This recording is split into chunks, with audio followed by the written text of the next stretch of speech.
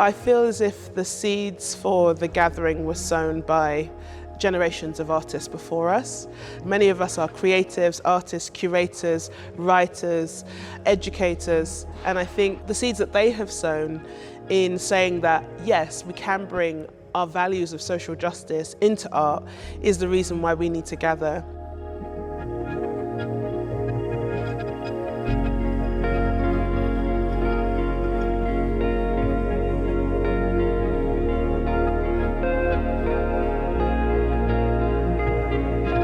When we started thinking about the gathering, we really wanted to make sure that we were covering different types of rest, understanding that rest is a holistic process, so it's not just physical or mental, but there is also an element of practice into it. And that's really considering that we are all going through global capitalism, and the conditions of work a lot of the times are precisely what is leading us to burnout. I think for me, rest is a strategic tool when we're able to separate it from the idea of labour. I feel like rest of the tool in of itself sometimes presupposes the idea that it can be utilised or weaponised. And within global resistance movements, within our history of resistance, often the idea of rest is something that we use in order to fight and to engage in and become fit for the struggle. We might sometimes feel that rest is a luxury, but actually I think from the writing of Trisha Hershey, but also Evie Muir, who's part of the gathering, rest is also radical.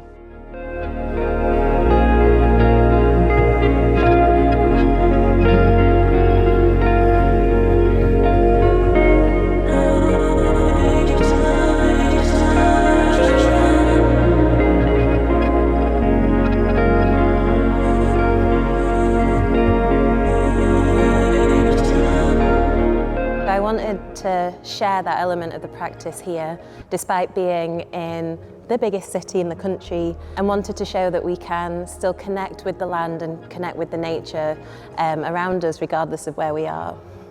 I chose to make my workshop tactile today because I'm looking at ideas of home, and it's titled Oikos, which is where the word eco originates from. And in thinking about home and texture and the walls and the physical space around us, it felt the most realistic and practical thing to have us touching and working with a particular material. And so yeah, I really just wanted creatives to be able to engage in something that usually they have to do for work or for display and show. This weekend is about that retreat and that restoration, so giving actually creatives a chance to make for the sake of making and for sort of therapy felt really appropriate.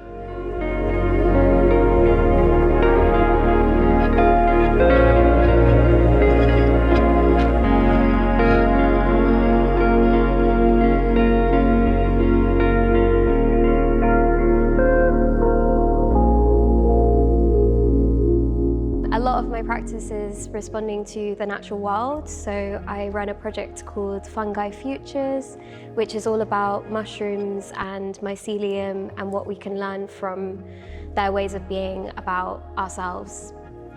Communal crafting is a really special sort of experience because a lot of the time as an artist, I'm working independently, kind of creating, and actually I think a lot of the time art is kind of made out to be this very isolated sort of private practice, and I think doing something especially like the weaving or crafts in a space where you're all slowing down together is a really nice way to kind of just allow everything outside of that bubble to kind of dissipate, and you really feel the sense of being held by everyone else doing the same action, but there's no need to kind of speak or discuss it necessarily. It's just this like container.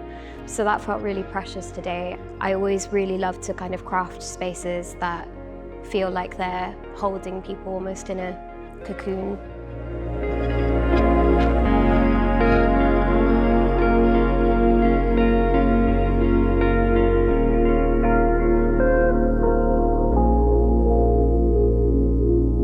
I think we can access all time.